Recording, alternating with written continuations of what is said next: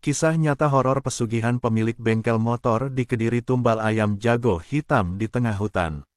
Di sebuah desa kecil yang terletak di Kediri, Jawa Timur, hiduplah seorang pemuda bernama Mandra. Usianya menginjak 31 tahun, dan dia dikenal sebagai sosok yang pekerja keras. Mandra memiliki bengkel sepeda motor yang menjadi tumpuan hidupnya.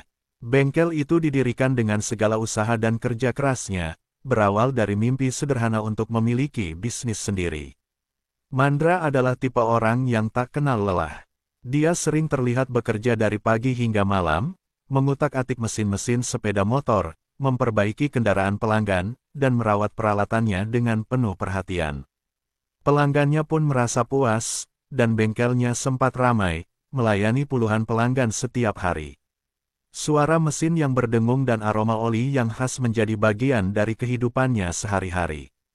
Namun, kehidupan Mandra berubah drastis ketika pandemi melanda. Mulai dari bulan-bulan awal, dia merasakan dampak yang cukup signifikan. Pelanggan yang biasanya berdatangan mulai berkurang. Hari-hari berlalu, dan bengkel yang dulunya ramai kini sepi. Mandra tidak bisa menghindari kenyataan pahit ini. Tagihan sewa bengkel yang harus dibayar setiap bulan semakin membebani pikirannya, dan kebutuhan rumah tangga terus mengintai. Dalam keadaan terjepit, Mandra berusaha berpikir positif. Dia mencoba melakukan berbagai cara untuk menarik pelanggan, mulai dari menawarkan diskon hingga promosi di media sosial. Namun, semua usaha itu seakan sia-sia. Mandra merasakan tekanan yang semakin berat. Rasa putus asa mulai menggerogoti dirinya, dan dia merasa terjebak dalam lingkaran kesulitan yang tak berujung. Setiap malam, saat dia pulang ke rumah, dia melihat wajah istrinya yang penuh harapan. Anak-anaknya pun menanti dengan senyuman, tetapi Mandra tahu bahwa beban di pundaknya semakin berat. Dia merasa tidak ingin mengecewakan keluarganya, tetapi dia juga tidak tahu harus berbuat apa lagi. Dalam hati, dia mulai meragukan kemampuannya sebagai suami dan ayah. Suatu malam, saat duduk termenung di bengkel, Mandra mendengar bisikan dari seorang teman yang mengenal dukun terkenal di daerah tersebut. Dukun itu dikenal bisa membantu mengubah nasib seseorang dengan cara yang tak biasa. Temannya mengisahkan tentang orang-orang yang berhasil mendapatkan kekayaan setelah melakukan pesugihan, sebuah praktik yang melibatkan perjanjian dengan makhluk gaib. Mandra merasa bingung. Di satu sisi, dia merasa skeptis terhadap hal-hal gaib, tetapi di sisi lain, keputusasaannya mendorongnya untuk mencari jalan keluar. Dalam pikirannya, dia mulai membayangkan bagaimana kehidupannya bisa berubah jika dia berhasil mendapatkan kekayaan. Dia membayangkan bengkel yang ramai, anak-anaknya yang bahagia, dan istrinya yang tersenyum bangga. Setelah beberapa hari merenung, Mandra memutuskan untuk menemui dukun tersebut. Ketika dia melangkah ke tempat tinggal dukun, sebersit rasa takut dan keraguan menghantuinya. Namun, harapan akan kehidupan yang lebih baik mengalahkan semua rasa cemasnya. Dukun itu menyambutnya dengan senyum misterius, seakan mengetahui apa yang ada di dalam hati Mandra. Mandra tahu bahwa dia berada di persimpangan jalan. Dia harus memilih antara tetap berjuang dengan cara yang biasa atau mengambil risiko dengan langkah yang tidak dikenalnya. Dalam hati, dia berdoa agar semua kesulitan yang menimpanya segera berakhir. Dia merasa seolah waktu tidak berpihak padanya, dan langkah yang diambilnya ke dukun adalah sebuah harapan terakhir untuk keluar dari keterpurukan. Ini menandai awal perjalanan Mandra ke dalam dunia pesugihan, di mana harapan dan keputusasaannya bertemu dalam sebuah keputusan yang akan mengubah hidupnya selamanya. Setelah pertemuan pertamanya dengan dukun, Mandra pulang dengan pikiran yang berkecamuk. Rasa cemas dan harapan bergantian menguasai pikirannya. Dia tidak bisa menepis perasaan bahwa dia sedang berdiri di tepi jurang, siap melompat ke dalam kegelapan demi sebuah harapan akan kekayaan. Setiap malam, saat dia menutup mata, bayangan kehidupan yang lebih baik menghantuinya, bengkel yang ramai, anak-anak yang ceria, dan istrinya yang tersenyum bahagia. Keesokan harinya, Mandra kembali mengunjungi dukun. Dia merasa harus mendengarkan dengan seksama apa yang harus dilakukan. Dukun itu tinggal di sebuah rumah sederhana di pinggir desa, dikelilingi oleh pepohonan rindang dan suasana mistis yang membuat Mandra merasa terasing. Dukun menyambutnya dengan tatapan tajam, seakan mampu membaca isi hati Mandra. Pesugihan bukanlah hal yang sepele, ujar dukun dengan suara berat. Kau harus siap dengan segala konsekuensinya. Kekayaan yang kau inginkan datang dengan harga. Mandra mendengarkan setiap kata dukun dengan seksama. Dukun menjelaskan bahwa untuk mendapatkan kekayaan, dia harus melakukan sebuah ritual yang melibatkan tumbal. Mandra merasa tertegun. Tumbal, apa yang dimaksud dengan tumbal? Dia berusaha menanggapi dengan tenang, meskipun hatinya bergetar.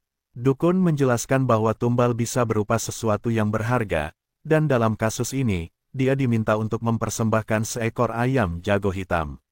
Mandra merasakan keraguan muncul kembali. Dia bertanya kepada dukun tentang syarat-syarat lain yang harus dipenuhi. Dukun menjelaskan bahwa selain ayam jago, dia juga harus menyiapkan sepasang lilin dan beberapa buah kering. Semua benda ini harus dipersembahkan di tempat yang dianggap sakral, yaitu di tengah hutan, di mana energi gaib diyakini lebih kuat. Ritual ini akan dilakukan pada malam bulan purnama, lanjut dukun. Kau akan meminta kepada makhluk halus agar memberikan kekayaan yang kau impikan. Mandra merasa terombang-ambing antara harapan dan ketakutan. Dia tahu bahwa ada risiko besar yang menyertainya, tetapi kebutuhan mendesak untuk bertahan hidup membuatnya berani melangkah. Dengan tekad yang menggebu, Mandra memutuskan untuk mengikuti petunjuk dukun. Setelah mempersiapkan semua barang yang dibutuhkan, Mandra merasa jantungnya berdegup kencang menjelang malam ritual. Dia memilih untuk melakukannya di tengah hutan, tempat yang sunyi dan sepi. Hutan itu dipenuhi suara malam yang menakutkan, dan setiap langkah yang diambilnya terasa semakin berat. Dia merasakan hawa dingin yang menusuk, seakan alam menolak kehadirannya. Malam itu, Mandra berdiri di tengah hutan dengan lilin yang dinyalakan di sekelilingnya. Dalam kegelapan, cahaya lilin bergetar, menciptakan bayangan yang menari-nari di dinding pepohonan. Dengan suara gemetar, dia mulai mengucapkan mantra yang diajarkan dukun. Kata-kata itu terasa asing di lidahnya, tetapi dia berusaha mengingat dengan seksama. Sebagai bagian dari ritual, Mandra menyembelih ayam jago hitam dan mempersembahkan darahnya di atas tanah. Dia merasakan ketegangan di udara, seolah ada sesuatu yang merespons. Dalam kegelapan, dia melihat bayangan samar yang melintas, menambah rasa takut yang menggelora di dalam hatinya. Namun, harapan akan kekayaan yang lebih baik memaksa dia untuk tetap bertahan. Setelah selesai, Mandra berdoa dengan penuh harapan agar makhluk halus yang dia panggil mau mendengar permohonannya. Berikanlah aku kekayaan dan kebahagiaan, ucapnya dengan penuh pengharapan. Dia mengakhiri ritual dengan harapan bahwa semua kesulitan dan kesedihan yang dia rasakan akan segera berakhir. Ketika Mandra pulang, ada perasaan campur aduk yang menyelimuti hatinya. Dia merasa seolah telah melangkah ke dalam dunia yang sama sekali berbeda. Kekecewaan dan harapan bertabrakan di dalam pikiran, dan dia tahu bahwa hidupnya tidak akan pernah sama lagi. Dengan langkah kaki berat, Mandra pulang ke rumah, menunggu jawaban dari makhluk gaib yang baru saja dia panggil. Ini menandai langkah pertama Mandra ke dalam dunia pesugihan, di mana harapan akan kekayaan berhadapan langsung dengan risiko yang mengintai di balik bayang-bayang. Setiap keputusan yang diambilnya akan membawa konsekuensi yang tak terduga. Dan perjalanan ini baru saja dimulai. Setelah malam ritual yang menegangkan, Mandra terbangun dengan perasaan campur aduk. Dia merasa lelah, tetapi ada juga semangat baru yang mengalir dalam dirinya. Sejak pagi, dia merasakan sesuatu yang berbeda di udara. Meskipun tidak ada tanda-tanda nyata dari hasil ritual tersebut, harapan menggelora di dalam hati Mandra. Dia bertekad untuk tetap optimis dan menunggu hasil dari permohonannya. Beberapa hari setelah ritual, hal-hal aneh mulai terjadi. Pertama kali, Mandra merasakan perubahan di bengkelnya. Pelanggan mulai berdatangan lebih banyak dibanding sebelumnya. Suara mesin sepeda motor yang biasanya sepi kini kembali ramai. Dia merasa seolah-olah ada kekuatan yang membantunya menarik pelanggan. Mandra tidak bisa menahan senyum ketika melihat bengkelnya dipenuhi dengan sepeda motor yang antre untuk diperbaiki. Rasa syukur mengalir dalam dirinya, dan dia merasa semua usaha dan pengorbanan itu mulai terbayar. Namun, saat kebahagiaan itu mulai menguasai hidupnya, hal-hal aneh juga mulai terjadi. Mandra mulai mendengar suara-suara aneh di malam hari. Suara itu mirip dengan bisikan yang lembut, seolah memanggil namanya. Awalnya, dia berusaha mengabaikannya, berpikir bahwa itu hanya imajinasinya.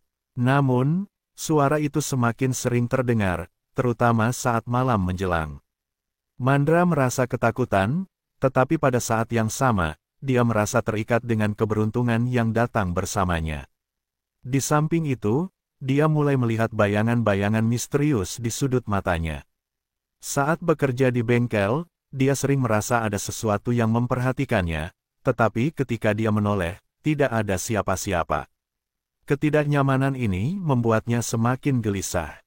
Kebahagiaan yang diperolehnya terasa ternodai oleh rasa cemas yang terus mengintai. Suatu malam, saat Mandra pulang dari bengkel, dia merasakan kehadiran yang aneh. Hawa dingin menyelimuti tubuhnya, dan dia merasa seolah-olah ada yang mengikuti langkahnya. Ketika dia menoleh, dia melihat bayangan hitam melintas di antara pepohonan. Jantungnya berdegup kencang, dan peluh dingin bercucuran di dahinya. Dia berlari sekuat tenaga menuju rumah, merasa bahwa dunia di sekelilingnya semakin tidak bersahabat. Di rumah, Mandra berusaha menenangkan diri. Dia menceritakan kepada istrinya, Rina, tentang suara dan bayangan yang mengganggu. Namun, Rina tampak khawatir dan mengingatkannya untuk tidak terlibat dengan hal-hal gaib. Kata-kata Rina membuat Mandra merasa bersalah. Dia tahu bahwa tindakan yang diambilnya untuk mendapatkan kekayaan bukanlah cara yang baik. Namun, rasa takut akan kehilangan keberuntungan membuatnya enggan untuk melepaskan. Mandra mulai merenung. Dia bertanya-tanya apakah semua ini adalah konsekuensi dari ritual yang telah dilakukannya. Dalam hati, dia merasa terjebak dalam sebuah permainan yang tidak bisa dia kendalikan. Setiap kali dia merasakan kebahagiaan, selalu diikuti oleh ketakutan yang mengintai. Mandra berusaha meyakinkan dirinya bahwa semua ini hanya fase sementara, tetapi ketidakpastian terus menghantuinya. Seiring berjalannya waktu, perubahan di bengkelnya semakin mencolok. Masyarakat sekitar mulai membicarakan keberuntungan Mandra. Mereka merasa terpesona, tetapi juga curiga. Beberapa dari mereka mulai menjauhinya, merasakan aura negatif yang mengelilinginya. Mandra tidak tahu apakah itu hanya perasaannya atau kenyataan yang ada. Dia merasa terasing, terjebak di antara kebahagiaan yang diperoleh dan ketidakpastian yang mengancam. Malam itu, saat dia terbaring di tempat tidur, suara bisikan yang selama ini menghantuinya semakin jelas. Suara itu mengulangi permohonannya, memintanya untuk memberikan sesuatu sebagai imbalan. Mandra terbangun, terengah-engah, dan menyadari bahwa dia tidak bisa terus hidup dalam ketakutan. Dia harus melakukan sesuatu, entah itu mencari nasihat dari dukun atau mencoba memahami apa yang sebenarnya terjadi. Ini menggambarkan perjalanan Mandra yang penuh dengan keajaiban dan ketakutan. Dia terperangkap dalam sebuah dilema antara kebahagiaan yang diperoleh dan konsekuensi yang harus dihadapi. Keputusan-keputusan yang diambilnya mulai menunjukkan dampak, dan ketidakpastian semakin mengintai di setiap sudut kehidupan barunya. Mandra tahu bahwa perjalanan ini belum berakhir. Justru, ini adalah awal dari sebuah kisah yang lebih rumit. Seiring waktu, Mandra merasakan dampak dari pesugihan yang dilakukannya semakin nyata. Kebahagiaan yang dirasakannya akibat pesugihan itu mulai ternoda oleh kegelisahan dan konflik batin yang terus membayangi. Meskipun bengkelnya kini ramai, Mandra tidak bisa mengabaikan perasaan bersalah yang menghantuinya. Dia merasa terjebak dalam sebuah siklus yang tidak membawa kebahagiaan sejati, tetapi hanya kesenangan sementara. Malam-malam yang sebelumnya penuh harapan kini menjadi waktu yang menakutkan. Suara-suara aneh yang mulai dia dengar semakin intens. Terkadang, suara itu terdengar seperti jeritan atau tangisan, membuat hatinya bergetar. Dia berusaha menenangkan diri, tetapi ketidakpastian tentang apa yang sebenarnya terjadi membuatnya gelisah. Mandra mulai mengingat kembali ritual pesugihan yang telah dilakukannya dan semua konsekuensinya. Di dalam pikirannya, Mandra mulai meragukan keputusan yang diambilnya. Dia teringat pada wajah istrinya, Rina, yang selalu mendukungnya meski dalam keadaan sulit. Dia ingat bagaimana Rina percaya bahwa mereka akan melalui masa-masa sulit ini bersama. Namun, setiap kali dia melihat Rina, rasa bersalah semakin menghimpit hatinya. Dia tahu bahwa keberuntungan yang mereka nikmati berasal dari perjanjian yang mengorbankan sesuatu yang tidak dapat dia pahami sepenuhnya. Suatu malam, ketika Mandra duduk di bengkel, seorang pelanggan lama, Pak Joko, datang berkunjung. Pak Joko adalah sosok yang dihormati di desa, dikenal bijaksana dan penuh pengalaman. Mandra merasa canggung ketika berbincang dengan Pak Joko, yang tampaknya merasakan aura negatif di sekelilingnya. Anak muda, keberuntungan itu bukan hanya masalah uang. Kadang, kita harus membayar harga yang mahal untuk itu. Kau harus berhati-hati, kata Pak Joko, menatap Mandra dengan tatapan tajam. Mandra merasa seolah-olah Pak Joko tahu apa yang dia lakukan. Dalam hati, dia merasa terpojok. Dia ingin menceritakan semua yang terjadi, tetapi takut akan penilaian dan reaksi orang-orang di sekitarnya. Rasa bersalah semakin menjadikan hidupnya penuh tekanan. Dia berusaha tersenyum, tetapi di dalam, hatinya bergejolak. Keesokan harinya, Mandra menemukan anak-anaknya mengalami mimpi buruk. Mereka terbangun dengan wajah ketakutan, merintih dalam tidur. Rina tampak khawatir dan bertanya kepada Mandra apa yang sebenarnya terjadi. Ketika Mandra mencoba menjelaskan, kata-katanya terhenti. Dia tidak bisa mengatakan bahwa semua ini mungkin berkaitan dengan pesugihan yang dilakukannya. Dilema moral semakin membebani pikirannya. Mandra bertanya-tanya apakah semua kekayaan yang dia peroleh sebanding dengan harga yang harus dibayar keluarganya. Dia merasa terjebak antara keinginan untuk melindungi keluarganya dan rasa keserakahan yang terus menggerogoti hatinya. Mandra berusaha meyakinkan dirinya bahwa semua ini adalah demi kebaikan keluarganya, tetapi suara hatinya terus berbisik bahwa dia telah melakukan kesalahan besar. Dia mulai mencari cara untuk mengatasi semua ini. Mandra bertekad untuk menemukan makhluk gaib yang memberinya kekayaan dan meminta penjelasan. Dia ingin tahu apa yang sebenarnya diinginkan dan apakah ada cara untuk membatalkan perjanjian yang telah dibuat. Namun, di dalam hatinya, dia meragukan apakah makhluk itu akan mendengarkan permohonannya. Suatu malam, dengan keberanian yang tersisa, Mandra kembali menjelajahi hutan tempat dia melakukan ritual. Dia ingin merasakannya lagi, berharap bisa menemukan jawaban atas semua pertanyaannya. Namun, saat melangkah masuk ke dalam hutan, gelapnya malam terasa semakin menakutkan. Suara-suara aneh berbisik di telinganya, seakan memperingatkan bahwa dia tidak seharusnya berada di sana. Mandra merasakan ketakutan yang mendalam. Dia merasa ada sesuatu yang mengawasinya, menunggu saat yang tepat untuk mengungkapkan konsekuensi dari pilihannya. Dalam keadaan bingung, Mandra menyadari bahwa dia tidak hanya berjuang untuk kekayaan, tetapi juga untuk menyelamatkan jiwanya dan keluarganya dari kegelapan yang dia panggil sendiri. Ini menggambarkan pergulatan batin Mandra yang semakin mendalam.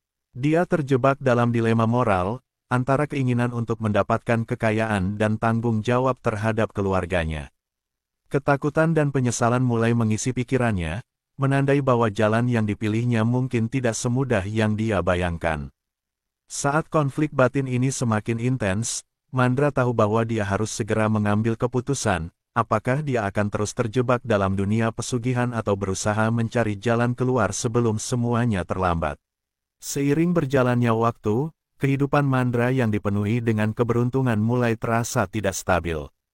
Meskipun bengkelnya kini ramai, bayangan ketakutan dan rasa bersalah terus membayangi setiap langkahnya. Suatu hari, saat Mandra pulang dari bengkel, dia merasakan getaran aneh di dalam hatinya. Ada sesuatu yang tidak beres, dan firasat buruk menghantuinya. Ketika Mandra memasuki rumah, suasana tampak sunyi. Rina dan anak-anaknya biasanya menyambutnya dengan ceria, tetapi kali ini tidak.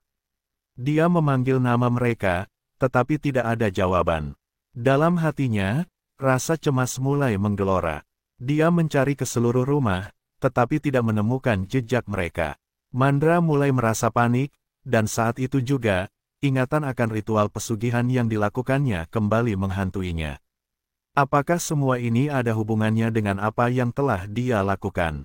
Setelah mencari selama beberapa waktu, Mandra memutuskan untuk pergi ke rumah tetangga, berharap bisa menemukan Rina dan anak-anaknya. Dia bertanya kepada para tetangga, tetapi tidak ada yang melihat mereka. Setiap detik berlalu terasa seperti 1 tahun, dan ketakutan merayap ke dalam dirinya. Rasa bersalah yang sudah menggerogoti hatinya kini berubah menjadi rasa keterpurukan yang mendalam. Malam tiba, dan Mandra kembali ke rumah dalam keadaan putus asa. Dia merasa terjebak dalam kegelapan, tidak tahu harus berbuat apa. Dalam keadaan putus asa, dia teringat pada dukun yang pernah membantunya. Mungkin dukun itu bisa memberikan jawaban atau cara untuk membawa keluarganya kembali.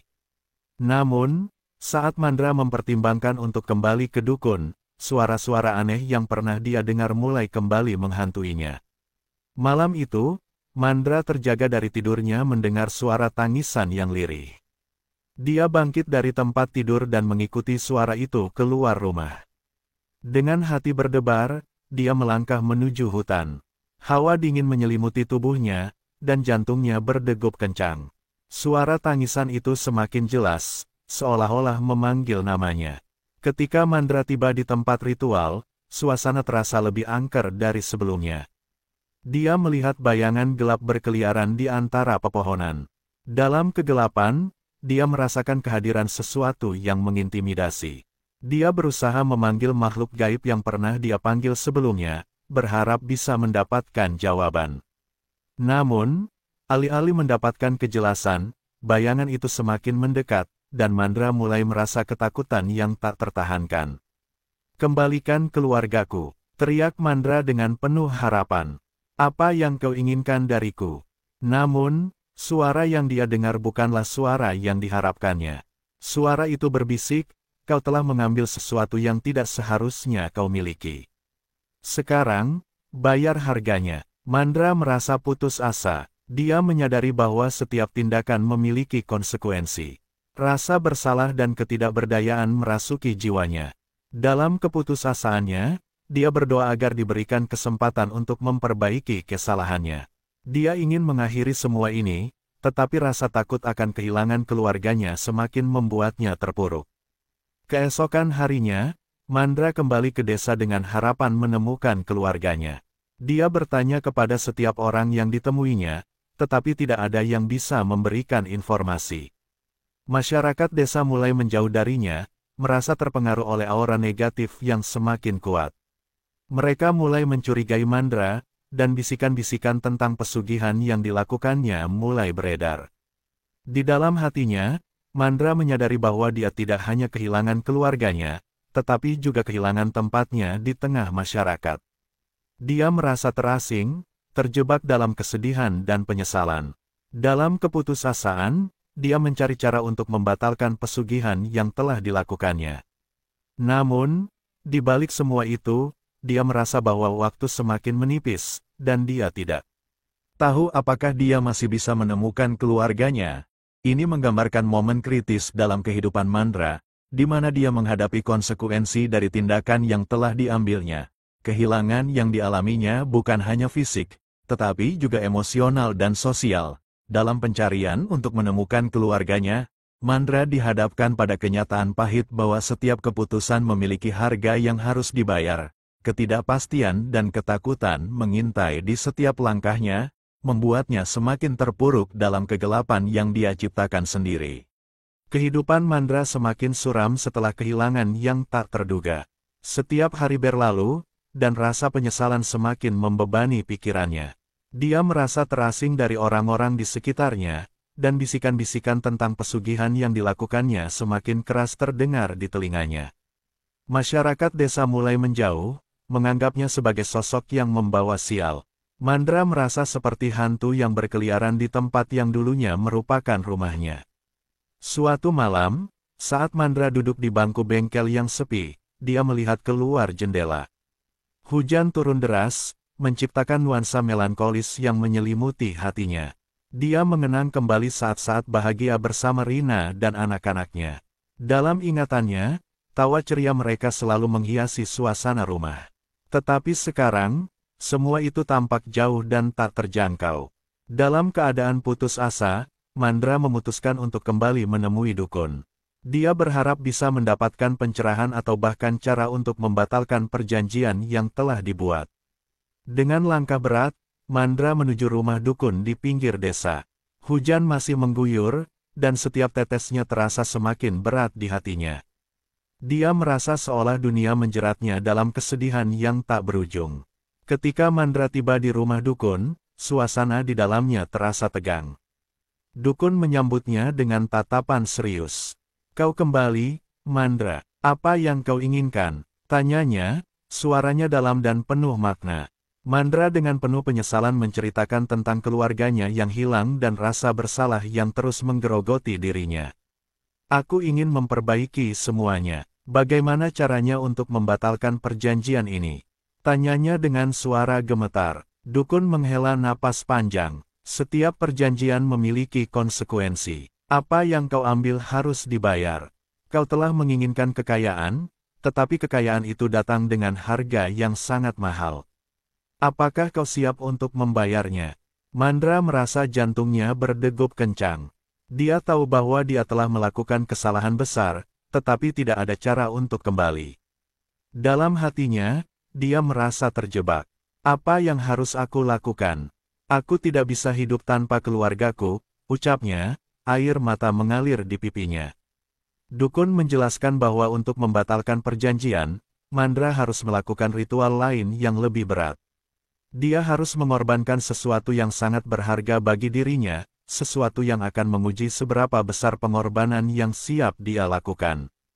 Mandra merasa terombang-ambing. Dia tidak ingin kehilangan lebih banyak lagi, tetapi di sisi lain, dia tahu bahwa ini adalah satu-satunya cara untuk mendapatkan kembali keluarganya. Dalam keadaan bingung, Mandra pulang ke rumah. Di sepanjang perjalanan, pikirannya dipenuhi dengan berbagai kemungkinan. Dia mulai memikirkan apa yang bisa dia korbankan. Dalam hatinya, dia tahu bahwa ini bukan hanya tentang kekayaan, tetapi tentang mengembalikan hidupnya ke jalur yang benar. Dia ingin menebus kesalahan dan mendapatkan kembali apa yang hilang. Malam itu, Mandra terjaga dengan perasaan yang campur aduk. Dia tahu bahwa setiap keputusan yang diambilnya akan membawa konsekuensi. Akhirnya, dia memutuskan untuk melakukan ritual pembatalan. Dia merasa bahwa tidak ada yang lebih berharga daripada keluarganya. Dia harus melakukan apapun untuk membawa mereka kembali. Keesokan harinya, Mandra mulai mempersiapkan ritual baru. Dengan penuh tekad, dia mencari barang-barang yang diperlukan dan menuju ke tempat yang sama di mana pesugihan pertama dilakukan. Hutan tampak lebih gelap dan menakutkan dibanding sebelumnya. Suara-suara misterius mulai terdengar lagi, tetapi Mandra berusaha untuk tidak terpengaruh. Dia menyiapkan altar kecil dan menyalakan lilin-lilin. Dengan suara penuh harapan, dia mulai mengucapkan mantra yang diajarkan dukun. Dalam prosesnya, dia merasakan kehadiran yang kuat, seolah makhluk gaib yang telah memberinya kekayaan menuntut perhatian.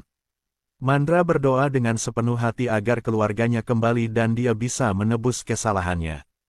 Namun, saat Mandra melakukan ritual, dia merasakan getaran aneh. Bayangan gelap mulai berkumpul di sekelilingnya, dan suara-suara aneh berbisik. "Apa yang kau korbankan?" tanya suara itu, menggema di telinganya. Mandra menjawab dengan tegas, "Aku bersedia mengorbankan apapun untuk keluargaku." Tiba-tiba, suasana hutan berubah menjadi sangat mencekam. Mandra merasakan bahwa makhluk gaib itu sedang menunggu keputusan terakhirnya. Dia kini berada di ambang batas antara harapan dan ketakutan. Dalam momen itu, dia menyadari bahwa balasan karma atas tindakan yang diambilnya tidak bisa dihindari. Ini menggambarkan momen kritis di mana Mandra menghadapi balasan karma dari keputusan yang telah diambilnya. Ketakutan dan penyesalan bersatu dalam hatinya saat dia berusaha menebus kesalahan yang dibuat. Mandra berjuang antara harapan untuk mendapatkan kembali keluarganya dan rasa takut akan konsekuensi dari tindakan yang harus dia ambil selanjutnya. Ini adalah titik di mana semua keputusan dan perjanjian akan diuji, dan Mandra harus bersiap menghadapi apapun yang akan terjadi. Malam ritual pembatalan telah tiba, dan Mandra berdiri di tengah hutan dengan perasaan campur aduk. Dia telah mempersiapkan segalanya dengan hati-hati, berharap bahwa pengorbanan yang akan dia lakukan bisa membebaskan keluarganya dari kegelapan yang melanda. Namun, saat dia melihat ke sekeliling, suasana terasa semakin menakutkan. Hutan yang biasanya sunyi kini dipenuhi suara-suara aneh, seakan makhluk gaib yang pernah dia panggil sedang menunggu kehadirannya. Mandra menyalakan lilin-lilin yang telah disiapkan, menciptakan cahaya lembut di tengah kegelapan. Dia mengingat kembali semua kenangan indah bersama Rina dan anak-anaknya, dan air mata mulai mengalir di pipinya. Dalam hati, dia berdoa agar makhluk gaib mau mendengar permohonannya. Tolong, kembalikan keluargaku. Aku bersedia mengorbankan apapun yang kau inginkan, ucapnya penuh harapan. Saat Mandra mengucapkan kata-kata itu, dia merasakan hawa dingin yang menusuk. Bayangan-bayangan hitam mulai berkumpul di sekelilingnya, dan suara bisikan semakin keras. Apa yang kau korbankan, Mandra? Apa yang kau sanggup lepaskan? Suara itu bergema, menggetarkan jiwanya. Mandra merasa tertekan. Dia tahu bahwa makhluk itu tidak akan memberikan kemudahan. Dia telah mengambil keputusan untuk mengorbankan sesuatu yang sangat berharga, kehidupannya sendiri. Dalam momen itu, dia menyadari bahwa dia telah terjebak dalam siklus yang tidak bisa dia hindari. Dia bertanya-tanya apakah semua ini adalah hukuman atas keserakahannya.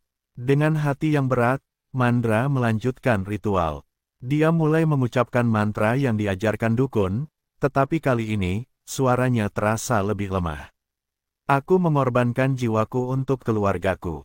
Jika itu yang kau inginkan, ambillah aku. Teriaknya, merasakan kepasrahan yang mendalam. Namun, saat itu juga, dia melihat bayangan Rina dan anak-anaknya muncul di antara pepohonan. Wajah mereka tampak pucat dan ketakutan. Ayah, teriak anak bungsunya. Mandra terkejut dan merasa harapannya terbangun kembali. Dia ingin meraih mereka, tetapi bayangan itu seolah menjauh. Mandra berusaha berlari, tetapi kakinya terasa berat, terikat oleh kekuatan gaib yang tidak terlihat. Tidak, kembalikan mereka, teriak Mandra, tetapi suara itu hanya menggema di hutan. Bayangan Rina dan anak-anaknya mulai memudar, dan Mandra merasa putus asa. Dia tidak bisa membiarkan mereka pergi lagi. Dalam momen itu, dia menyadari bahwa semua yang telah dia lakukan untuk mendapatkan kekayaan justru membuatnya kehilangan hal terpenting dalam hidupnya. Ketika bayangan itu akhirnya menghilang, Mandra merasa terjebak dalam kesedihan yang mendalam. Dia menyadari bahwa kekayaan yang dia peroleh tidak ada artinya tanpa keluarganya. Aku tidak ingin kekayaan ini. Aku hanya ingin mereka kembali. Ucapnya, merasakan kepedihan yang tak tertandingi. Saat dia berlutut di tanah, kesedihan dan penyesalan membuatnya merasa hancur. Dalam keadaan yang begitu putus asa, dia merasakan sesuatu yang aneh. Hawa dingin yang menyelimutinya mulai mereda, dan suara bisikan itu terdengar semakin jauh. Mandra merasa bahwa makhluk gaib itu telah mengambil keputusan. Namun, tidak ada yang bisa mengembalikan keluarganya.